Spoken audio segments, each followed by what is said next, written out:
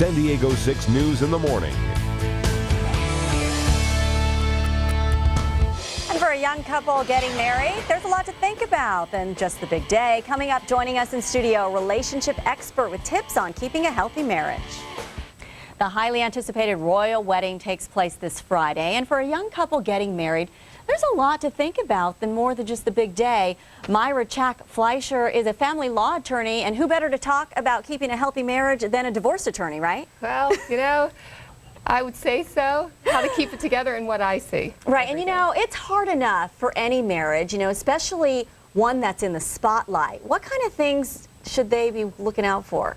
You know, I think they look out for the same things that everybody else looks out for, even if they're in the spotlight. They just have the added pressure. You know, they have to keep together and united, present that united front, make sure that they communicate. One of the key things that I see when somebody comes to me to get that divorce is a lack of communication and then that lack of trust. But communication is key. People stop talking to each other and connecting. Now, you know, she's a commoner and he's a prince. What about a prenuptial? You know, in England, they just started with the prenuptials about a year ago, is my understanding, where it wasn't common as it is here today.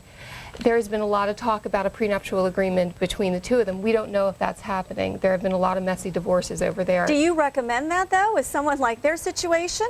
I do recommend it, actually. It's not the pre-divorce as everybody says it is, but it sets out the expectations of what will happen. He has money, she doesn't. He has status, and he's giving her some, you know, with title and things like that. It lays out what ifs, and so they don't have to worry about the what ifs and not have that messy, what he experienced with his parents. Right, exactly, because we know what happened with Prince Charles and Diana. And so, obviously, they're going to want to look to avoid something like that. They do want to avoid it, and what I see in my practice is a lot of young couples, like the two of them, even if they don't have the money and the status that the two of those people have, wanting prenuptial agreements nowadays because they have lived through their parents' divorces, and they want to have some security knowing that, oh my gosh, I don't want to live through that. I want to have some security to know that if something happens, not that I want it, but if something happens, what's going to happen to me, my finances, my house, my retirement, all of those things. So I recommend it if it makes you more comfortable going in. And you know, there have been reports he's not going to wear that wedding ring. So now, in your practice, what have you seen when it comes to people getting divorced? Have you heard, well, the guy didn't wear his wedding ring or anything like that? You know, that's not something that I hear a lot about, but I can tell you from my personal, you know, this is a personal, not a legal thing. It's a symbol. It's not the relationship. You know, people say that I don't get engaged until I get the engagement ring.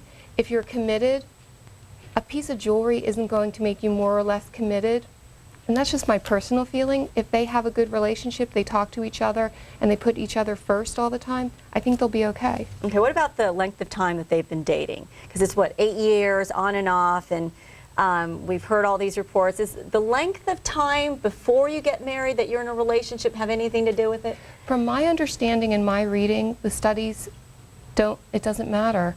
50% or close to 50% of the marriages end in divorce, no matter what. So I don't think that makes a difference as to the possibility of the longevity of their marriage and the success of their marriage. I think that it takes the couple being together and making the relationship work, and they've got added pressures that the rest of us just cannot even begin to understand. Not even just all eyes will be upon them. There are expectations of them and the pressures of being, you know, the future king and queen that we commoners cannot understand. Right. So what about advice, final advice here for a young couple getting married? Put each other first always, no matter what other pressure you have, children, you know, being the king and queen, whatever it is for the rest of us. So put each other first, and, you know, okay, queen, you're going to have to take a back seat. Absolutely. Right. Or, you know, in-laws, right. Everybody else. Put each other first and make time for each other. I think that's good advice for every married couple out there, anyone thinking about it. Thank you so much for being with us and the advice. Thank you for having me. And thank you for watching, actually. And here's more information for you. SanDiego6.com. You just have to go there and click on Hot Topics.